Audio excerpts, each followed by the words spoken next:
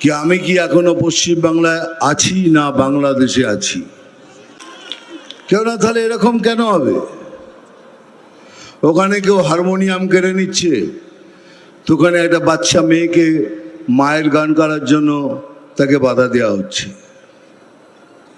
মায়ের গান করাতে বাধা দেওয়া হচ্ছে। এমন কোনো ধর্মীয় বই নেই যেখানে লেখা নেই, এখানে সব জায়গায় লেখা আছে যে মায়ের পায়ের নিচে স্বর্গ।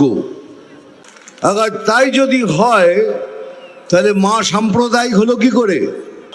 আর তাদেরই এই সরকার ছুট দিয়ে রেখেছেন, আপনারা যা ইচ্ছে করুন, হিন্দুদের ধরে মারুন, জ্বালিয়ে দিন, অপমান করুন, যা ইচ্ছে করুন, আমরা কিছু বলবো না, কারণ আপনাদের আমরা আঘাত দিতে চাই না। বাংলাদেশে নৃশংসভাবে কাউকে মারার জন্য হিন্দু জাগরণ মঞ্চ একটা প্রতিবাদ মিছিল বার করেছিল, তাতে পুলিশ লাঠিচার্জ করলো, গুরুতরভাবে জখম করেছে অনেকজনকে, 17 জনকে অ্যারেস্ট করা হয়েছে, তার মধ্যে 7 জন মহিলা। ভাবতে পারছেন? বাংলাদেশে হয়েছে, প্রতিবাদ করছি এখানে, সেটাও করতে পারবেন না।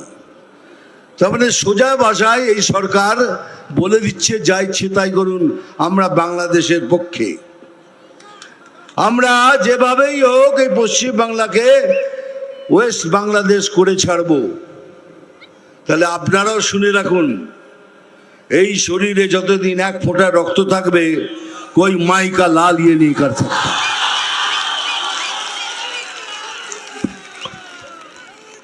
আর সেদিন আসছে, খুব তাড়াতাড়ি আসছে। আপনাদেরও বলে রাখি, যে যেভাবে আপনাদের সাথে ব্যবহার করবে ঠিক সেইভাবে তাদের ব্যবহারের উত্তর দেবেন।